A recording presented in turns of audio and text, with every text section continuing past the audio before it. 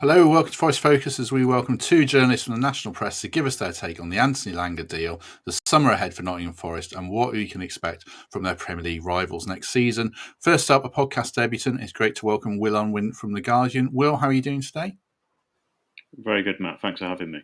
No, great to have you with us. Great to have you with us. Returning to the podcast for a second appearance. His first one was as a fan of a very unsuccessful team that's cascading down the leagues, quite possibly, as a Leicester fan. But also, more primarily in this instance, he works for the Mail on Sunday. James Sharpe, how are you today? I'm good. There's a bit of gleeful hope in your voice when you mentioned Leicester cascading down the leagues then. Yes, the boot's thoroughly on the other foot right now. Football's cyclical, so I'll enjoy it while I can. But yeah, bleak times for Leicester, good times for Forest. Hopefully. Right, good to have these chaps with us. Let's start with the Anthony Elanga deal. As we sit here now, it looks like he's on the brink of a deal for around either 52 million or 55 million, rising to 60, depending what sources you read. Medical later in the week, and it should be completed by Friday. Will, what's your general take on this, and what's your kind of understanding around Elanga's perception of the move and how keen he was on it? Because I think you've got you've been speaking to a few people about that. What would you say to us about it all? Well, I think on the financial side, making a £40 million profit, obviously it goes to United, on a player over 2 years is pretty good business. And considering Forest's financial issues in the recent past with PSR, I mean, the deal looks too good to turn down overall. And I think if we're being honest, who's got more chance of finishing in the Champions League places next year? Newcastle are obviously already there, qualified for the Champions League a couple of times in the past few seasons. It is a step up for Elanga, the chance to play in Champions League. Not many players are turning that down, and the prospect of playing with Isaac, must be quite a tempting one for a winger. No offence to Chris Wood, but I think if you're picking your starting 11, Isaac starts every time over Wood, and so that's it.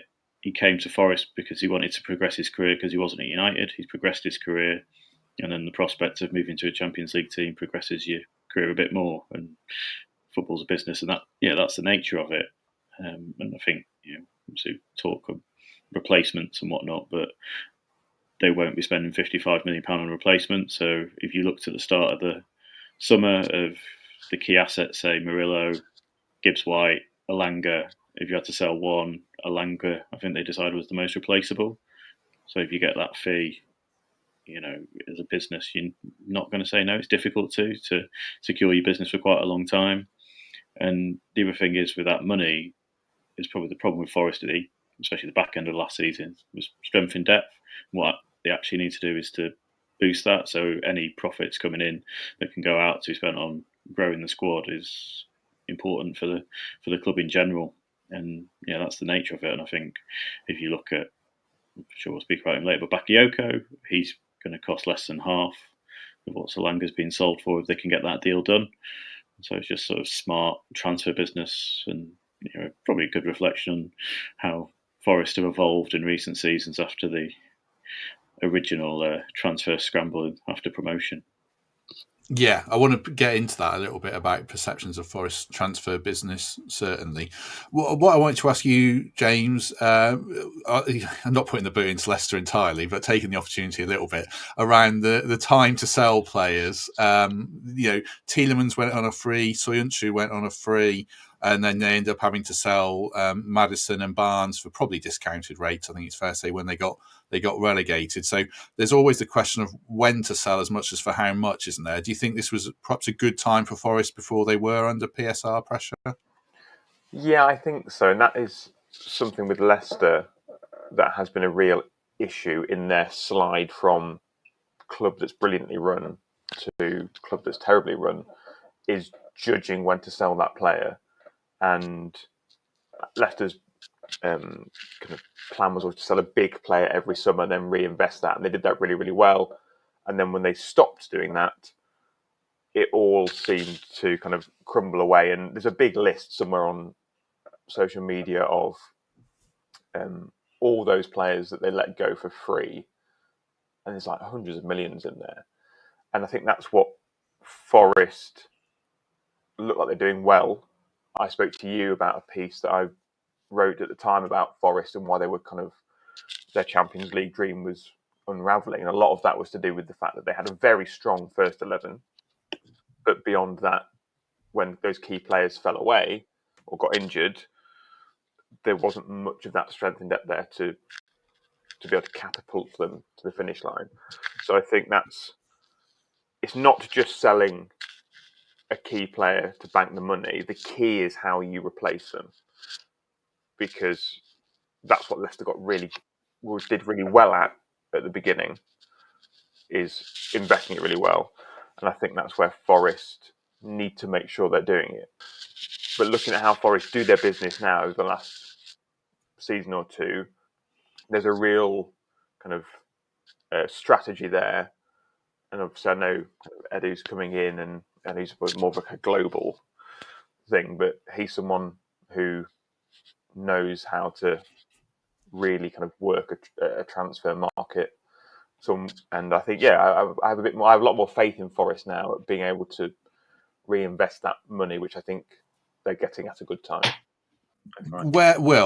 Where do you think, this is a problem Forest are finding, where do you think we sit on the food chain? Because we've been going for ambitious signings and missing out on them, which is a challenge of progressing where we want to get to.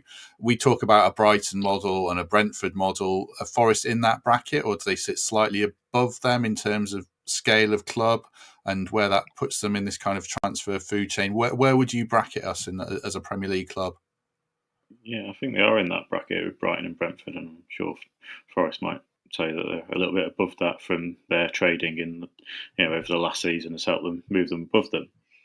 And Elanga's a good case, and showing to other players that are coming in that they can get minutes, they can play in the Premier League in a good, well organised team, and that will give them the chance to get the move. And Forest won't stand in the way generally, and that's what you've got to work with. And when you are in the bracket with Brighton and Brentford, who've done it for a few more seasons successfully, it is a bit of a challenge because all these things are a lot of statistical analysis of players to first get them to crop up onto the radar, to spot.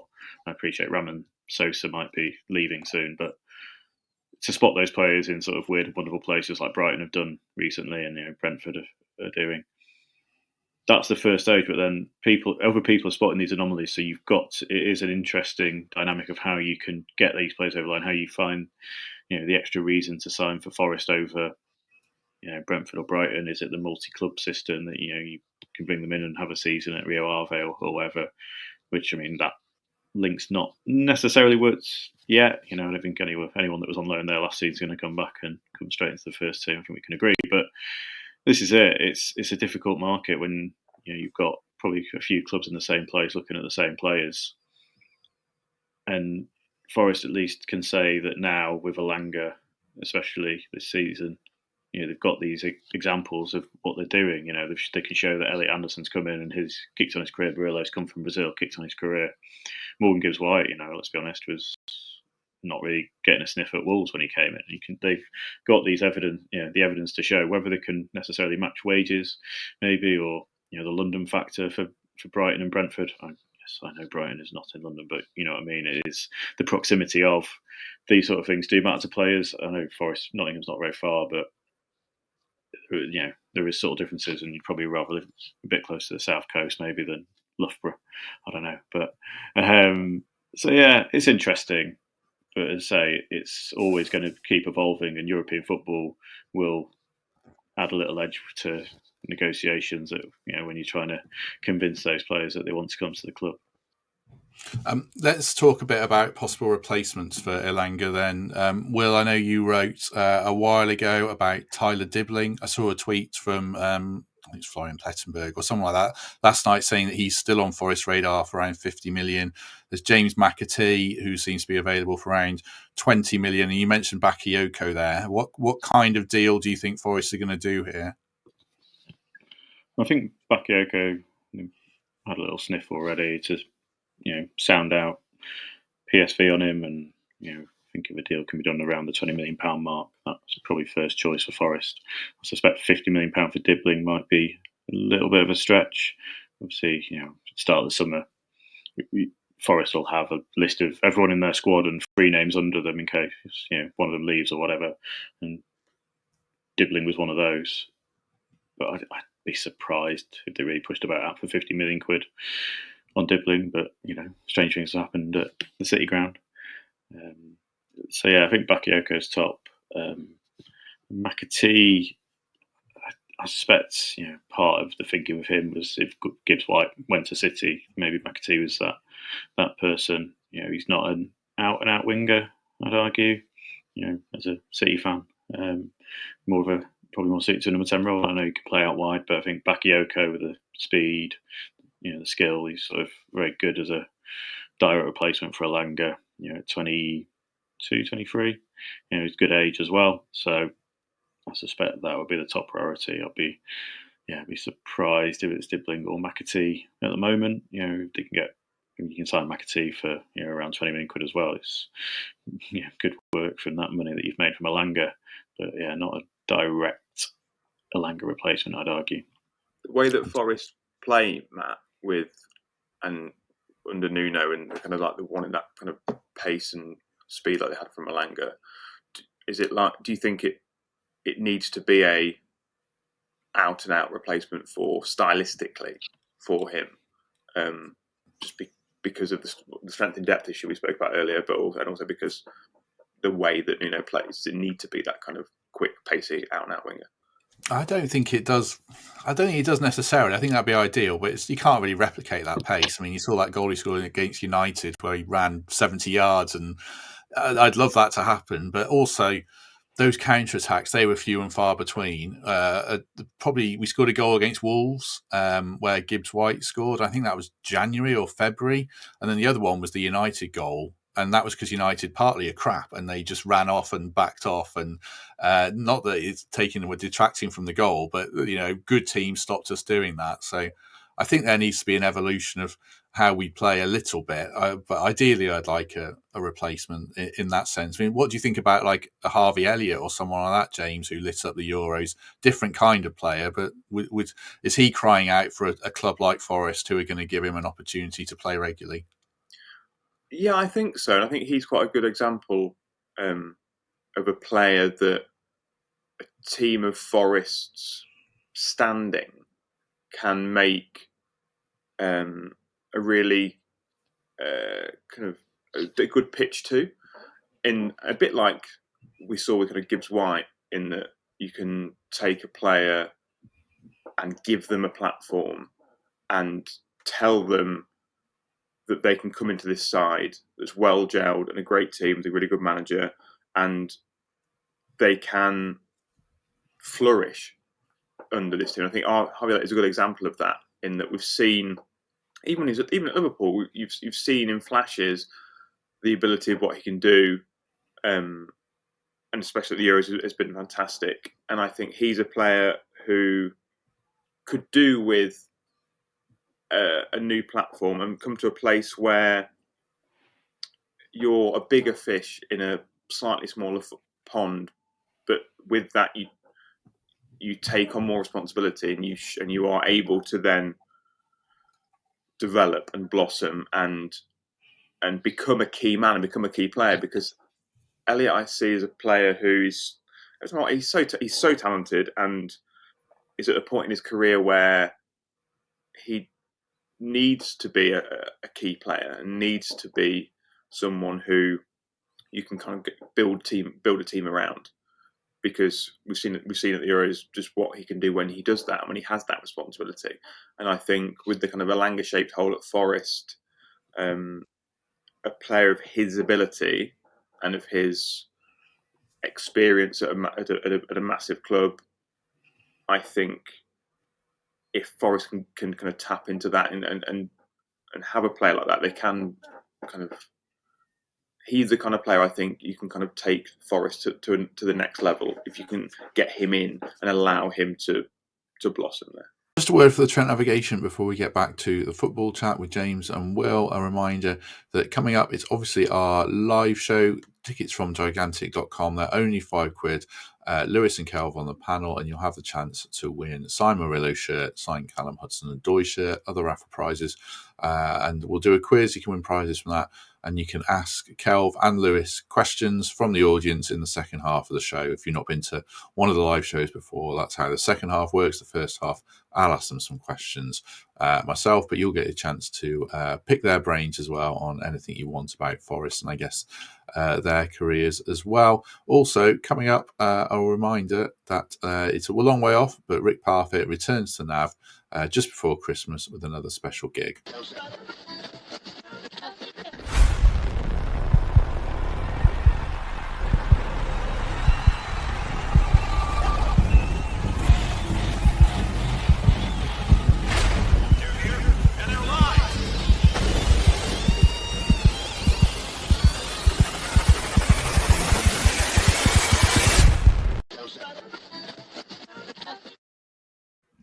21st of December, get your tickets now, gigantics.com, the same place you can get your tickets for the live show that I mentioned as well on the 25th of July. Do you think we got a bit one-dimensional towards the end of last season, Will? I mean, the final game against Chelsea, I don't know if you saw it, but it was kind of give the ball to Elanga and everyone else is too knackered to do anything, and, you know, the counter-attacks did dry up. Were we a bit predictable from the last 2 or 3 months of the season for you? I think the problem was looking at watching a few of the games, being at a few of the games towards the end of last season. I think just quite tired. Yeah, it goes back to maybe Elanga was just the only one that could still run. Obviously, the ball. Nuno showed the variety of what he could play. Changed to three at the back. You look at the game early in the season where they beat Liverpool away, where there was no wingers. There was no width whatsoever. So they are options, and I think if you look at sort of poo-poo the McAtee one maybe, but then Elliott and Bakayoko, what they all are, where they all come in, and the same with Diblu, but they're all very young and they do have potential for resale values. Like you look at other wingers that may be available, like Grealish at 29 years old and 40 million quid. Forest aren't.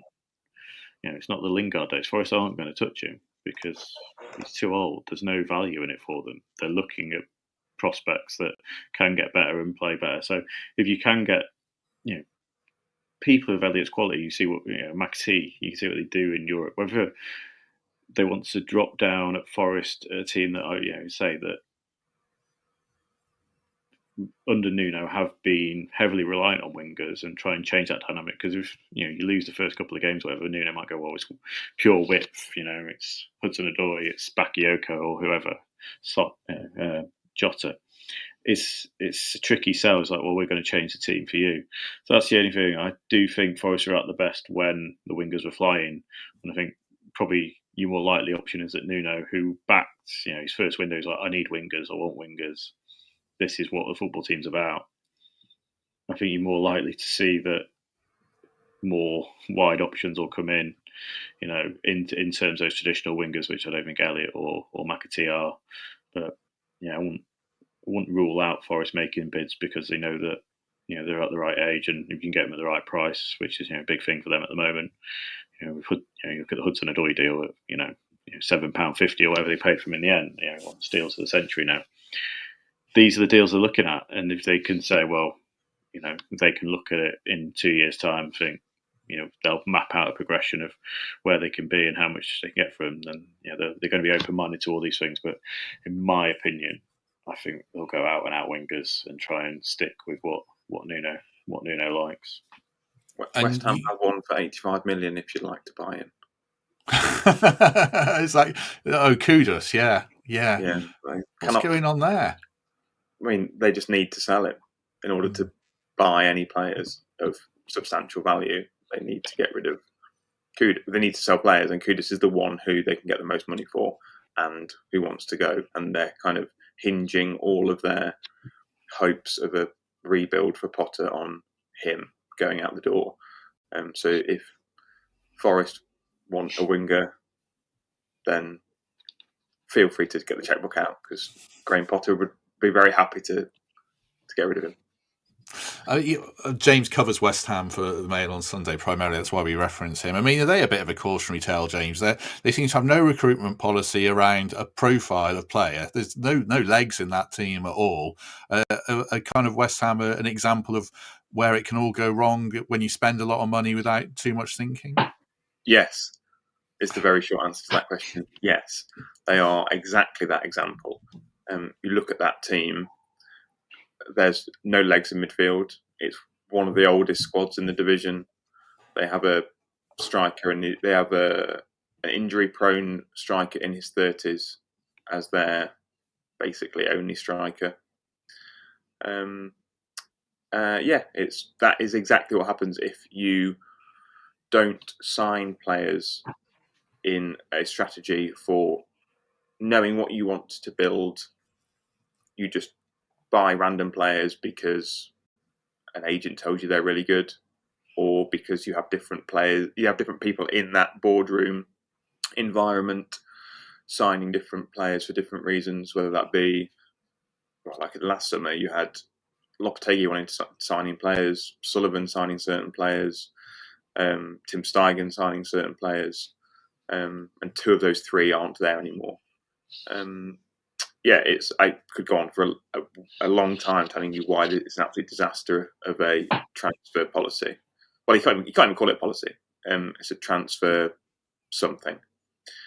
But they are very much a tale of this is what happens when you don't have a vision as to what you want your club to be like. And this is where the Brightons and the Brentfords of this world, and even the Forest now, excel. And that's why they're able to finish above established teams like Tottenham and Man United and West Ham especially, because they have a structure and they have a plan and they know what they want to do, and they sign players and sign managers who all align towards that style of play. And so when you lose Elanga, you already know who you want to bring in to fill that spot, because you have that, you know the profile of the player you want there, you know who would fit that bill, and then it would already happen. Look at Bournemouth with Kirkes. They already had his replacement at the club before he went, because they knew that the player they bought was really good. He'd probably gone for a massive profit at some point, and they needed someone to come in to replace him when he did, and they have done that. And it seems I spoke to someone about this when I was doing a piece on it, and I said, "But surely this just sounds like common sense." And they went, "Yeah, it is, but you'd be surprised or not surprised at how little of that there is around football clubs." And yeah, West Ham is very much an example of what not to do if you want to build a club for the future to climb the divisions and establish themselves at the top end of the Premier League. Yeah, I mean, I guess, Will, in a sense, that could have been us. We were a bit of a punchline a couple of years ago. There was a lot of context around it after promotion, but, we became a bit of a figure of derision because of how many players we've signed. So I guess we have to give Forest credit. This is an open goal for you to ingratiate yourself with Forest fans here, but credit for, turning their transfer policy into something that works. Well, the West Ham system of coach, director of football and boardroom wanting different players is basically what's happened at Forest in that first summer. Boardroom brought in, let's say, Emmanuel Dennis. Recruitment team brought in Awani, and Cooper wanted Gibbs White. And now the thing you can say is that they've learned from the mistakes. I mean, West Ham last season, they wanted Kante, and then they ended up signing Guido Rodriguez, who are about as polar opposite as you can get in midfield, which is quite funny. But this is it. You learn from mistakes, and if you don't learn from mistakes, then fine. You're going to keep failing. But Forest now have a structure in place, and might not have as much involvement from the boardroom. I think would be the politest way to say it, that it is left to football people. There might be sign off from owner, etc., on signings, but it's left to people that have built a career in football to identify talent and not listen to agents and not have Emmanuel Dennis on 40 grand a week until the end of next summer, having not played since, what, 2.5 years now? I mean, does anyone know where he is? Yeah. I mean, so this is it. And it is good, there's a clear plan, say, like with Dibbling, leave Davies, and even McAtee has clearly been on the shortlist. Pablo Maffeo, who has been linked.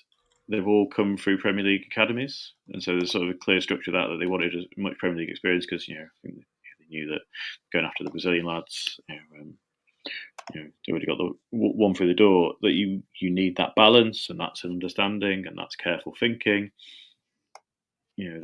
Even you look at the failure of the January transfer window, where there was one striker on the shortlist because they thought that was the best fit, so they went after Johan Visa.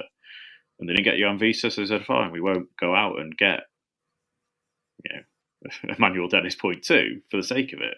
If they don't get their targets, they stick with what they've got because they know they're not going to disrupt the dressing room or whatever. And that is actual missing out on players in a weird way and not going for anyone is a sign of careful planning. It's as opposed to the start of post promotion where it was just listen to agents and sign in through. I mean, you look back at the Jesse Lingard quote, from a few weeks back, where I didn't really want to go, but I was told to go.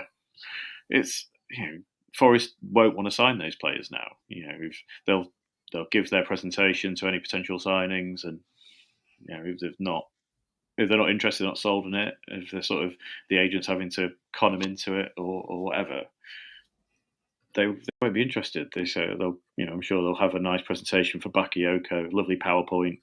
No blurred backgrounds on that one, James, to hide any ills.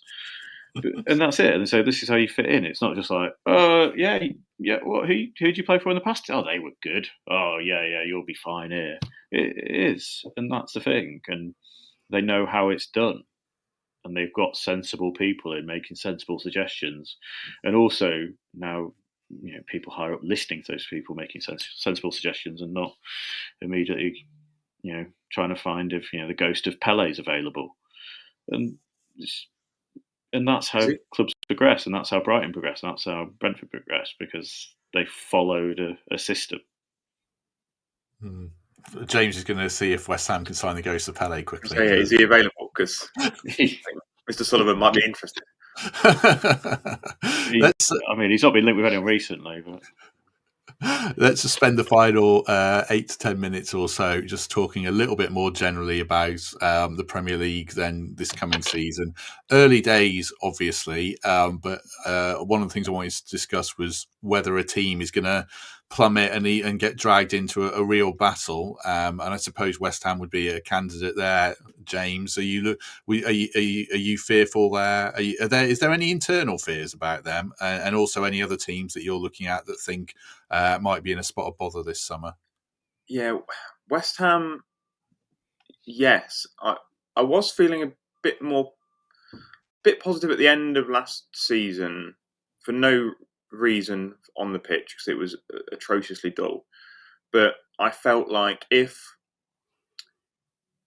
Potter was able to do what he wanted to do and what he'd kind of outlined and what he'd looked at and realised needed to change, all the things that Potter has talked about wanting to change, and behind the scenes what he knows needs to change, if he gets those things, I think yes, there is no. I think they could be fine, and they will go that way. Well, they can't go much further that way, otherwise they're going to go down.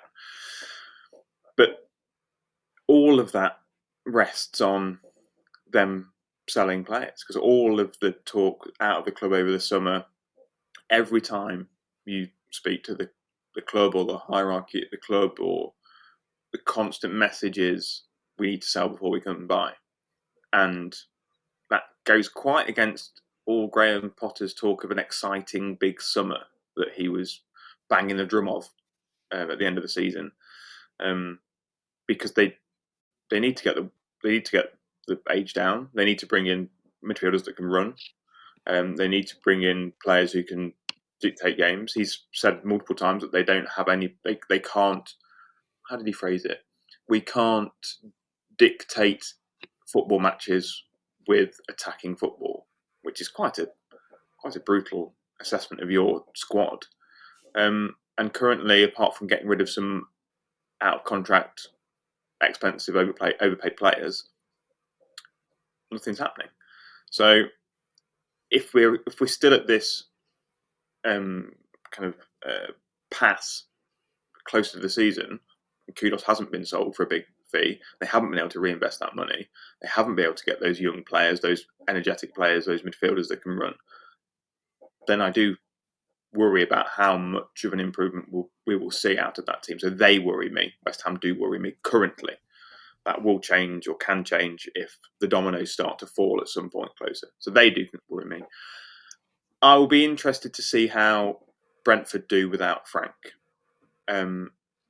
And this is a great test, I think, of, as we talked about earlier, about clubs like Brentford and Bournemouth and such like, when they're so well run, they have such a clear vision that when the pieces fall away, when the handle of the spade breaks and you change the handle, it's still the same spade because they're all part of that. They're all part of the same idea. This is the big test for Brentford now because they've lost the man at the man who was kind of the front of that, the kind of charismatic, brilliant, flexible manager who's taken Brentford to such heights. This is the real test because now they've lost him, and this will be the proof as to whether their underlying structure works when Keith Andrews kind of takes proper control. So that would be an interesting one to see how they do there, and especially if they lose Mbeumo, that would be a big loss. So I'm interested to see what happens there. They're the two I think that I'm kind of mostly keenly aware of. Yeah, Brentford are a bit like, only fools and horses. Have you seen the one where Trigger gets the award for having his broom for 25 years and he says it's only had 15 handles and 20 brushes or something like that? Exactly, and that is it, isn't it? That's a real test of Trigger's broom, isn't it, this season for Brentford? Because that's a very key brush on that broom. That's exactly the reason why. It's interesting hearing that. Sorry, Will, go on. I was saying Wolves are the other one. Yeah. Because I think if you look at anyone that comes up nowadays, if any of them finish 17th, they should be ecstatic, absolutely ecstatic. And so the challenge is who in the Premier League could actually finish below them. And Wolves have sold the two best players, and haven't replaced them. Not really any obvious sign of who's replacing them. And so Wolves will be an interesting one without Cunha and Nori. Where they can go because they finished 16th. So yeah, they're the ones that I'm suspicious of. Just going to take a moment to offer a word of gratitude as well for Nottingham Window Company, the second sponsors of today's show. If you're looking for new windows, new doors across the East Midlands, then they are the people for you. Thanks very much for their backing as ever. Link is in the description. So if you're looking to make that purchase this summer or looking ahead to the winter, trying to save on home energy costs, that kind of thing, reduce traffic noise, do check out the link. It's interesting hearing what you both say there, Will, because there's some worry about Forest internally in the fan base. Not that we're going to necessarily get dragged into that, but we're going to, really, really struggle around Europe and the Premier League. Now we've sold Elanga, people feel like the whole attack's going to fall apart. I'm very much waiting to see who they actually sign before I make any judgments. But are you looking at Forest as a team that are going to be comfortably mid-table, maybe not challenging as high as we were last season, or do you see either higher ambitions, or do you think we'll struggle? I think the playing twice a week is really difficult. If you look at teams that have done it for a first time in recent years, it's been a problem. I mean, even if you look at Man United, it's been a massive problem, and Spurs last season, they got to the Europa League final and they were both absolutely abject in league. And they're used to European football. It is a big problem, and I would argue, if I was a Forest supporter and if Forest managed to finish 12th, I think that would be very good. I think last season will be a bit of an outlier, and if Forest can finish between 8th and 12th from now on, that would be a success. But you've got to say, sorry, James, you look at Leicester, things don't always work out that you permanently win the league or finish in the top 5. And that is, stability will be the success. I know everyone was wrong last season. I'm sure lots of people had Forest in between 15th and 20th when they predicted at the start of the year. So finishing 7th is a incredible achievement, and finishing 12th in this Premier League, and the Premier League is cliched but best in the world. If you can finish in the top 12 over a 38 game season, that's an incredible achievement. And if you have to go to play in Bosnia and Serbia on a Thursday and come back and play on a Sunday, it is a real difficult concept and difficult for players to do, difficult with the travel, etc. So I think this season will be more difficult than people think. I mean, as Will said, the Forest were knackered at the end of the season of a 38-game season. If they're playing with the same intensity across that, plus European fixtures travelling from out from everywhere, it's going to be tough. That's partly why they have to evolve a bit as well, isn't it? You can't. It's so hard to play without the ball like that. If they want to play the same, if they want to play the same all-out, all-out attack, well, all-out attack, like all-out pushing constantly, like constantly running all the time. If you want to play that in every single game with that shallow group of players, you'll all fall over. So I guess that you're right. Maybe that's why. Maybe this is a chance with post Elanga to maybe look to Leicester tried to do it. That's why. There are similarities with the kind of the Forest and the counter-attacking when you were talking earlier about Forest not counter-attacking all the way through the season. And there's a misconception with Leicester when they won the league about how it was based on a counter-attack. It was for the first half of the season, but then teams very quickly worked that out. And there was a very big period of the back end of the season where Leicester couldn't really counter-attack because teams wouldn't let them. And Leicester basically just gave the ball to Riyad Mahrez for a bit, and he would do something, and they won a stretch of games 1-0, and they realised that they would have to, if they wanted to be at the top, they would have to change the way they play. That's why they brought in Claude Puel, and I know he wasn't very successful, but he started the transition to a more possession style of play, which then they took to the next level under Brendan Rodgers, because you have to adapt in order to try and establish yourself at the top end of the Premier League. You can't just play that one way. That's where the tricky thing lies, is being able to do that, and do that while not losing your identity as a team and as a club, and doing that while also making good decisions constantly in signing players and selling players. And that is a very tricky thing to do. Leicester didn't do very well in the end. I mean, they won an FA Cup and finished 5th twice, so in that respect they did it well. But then they fell off a cliff. So it is difficult to do it and maintain it. That would be my only. So Forest need to do that. They just need to do it properly and be aware of the teams that have tried it before and failed. Yeah, I wish I'd seen a bit more of Nuno's Wolves team when they did combine it. They finished 7th and they made the Europa League quarterfinals. I'd be interested to see what kind of football they played, but it was not one I paid too much attention to. So yeah, we'll keep tabs on that. Certainly, it'll be really interesting to see. Just before we end, I'll give you both a chance to plug your work. Feel free to say I've got nothing I want to plug. But Will, anything you want to let our listeners know about? No, I'm doing very little at the moment. I'm avoiding all work at all costs. I interviewed a lad from London playing in the Champions League for a Bosnian club. So you can find that somewhere on the Guardian website if you Google or whatever. Tyler Bury, niche. That's what I do over the summer. I do niche. Niche is good. Yeah, Forest transfer lines and niche.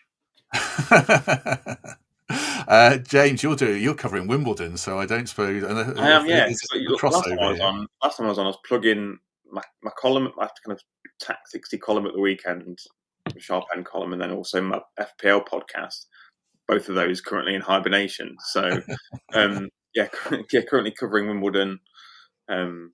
So, yeah, if you have any interest in what's going on in the tennis world for what's left of this week, you'll find that online. And then I'm also in Portrush next week for the Open, so that'll be fun. So, you can find all that in the Daily Mail or on Mail Online or on Mail Plus. I've watched a lot of Wimbledon. I watched a lot of the Test match. I watched a bit of the Women's Euros last night. The only thing I haven't actually watched is the Club World Cup, because I've got no interest, and I just didn't watch the Under-21 Euros just because it just didn't work time-wise. But I'm very much enjoying a break from football. Are you in that boat, Will? You would gladly not watch any football between May and August if you could? Yeah, as a general rule, I'm very happy to avoid it. I saw a bit of Club World Cup at the start for work reasons when City were in it. And I've seen some of the Women's Euros. I'm doing a women's minute by minute tonight. So I've seen bits and bobs, but yeah, I'm more than happy to just go sit and watch county cricket for 4 days at a time during the summer and avoid all professional soccer, as much as I love turning on Channel 5 to watch DAZN's coverage of the Club World Cup. It's because it's so relentless. Because it's so relentless during the season, and it's just like that Mitchell and Webb sketch. It's all the football. It's just the football, isn't it? Mm. Whereas it's just nice in the summer just to have a break from it. Watch some tennis, watch some golf, watch some cricket, watch some proper sports, and it's before we wait for the chaos to continue again. You've not picked your FPL team then yet? Is it live? Is the game live yet? No, not yet. I've seen people doing drafts without knowing the prices, which I think is insane. But you have to keep, as you well know, Matt, you have to keep that content wheel churning. Yeah, I know. We've just crapped all over football, and we're doing this on a daily basis, and lots of people are watching it every day, which I'm very grateful for. But that's more transfer and general chat. And I've next week I've recorded a few interesting timeless things as well. Reliving some of the good old days, which I'm sure James has enjoyed doing today. Lots of chat of when Leicester weren't crap. So hopefully he's enjoyed that, and hopefully Will's enjoyed it. So yeah, James Sharpe, thank you very much. That's all right. Absolute pleasure. I'm looking forward to being hammered for suggesting that Forest might be a bigger club than Leicester. So that's the end of my Leicester fan following career. Well, you might get hammered for Forest fans saying he's talking too much about Leicester, and Leicester fans saying he's talking, too kindly about Forest. So don't read the feedback, but it's been great to have you. Will Unwin, thank you very much. Thank you very much, James. I think the first of the 12 steps is accepting it. So yeah. It's good to be here at such a pivotal moment in your life, and I hope you get to step 12 very quickly. Thank you very much. Yeah. I appreciate it. Yeah, seeing the penny drop with the blurry background behind him has been fun, certainly.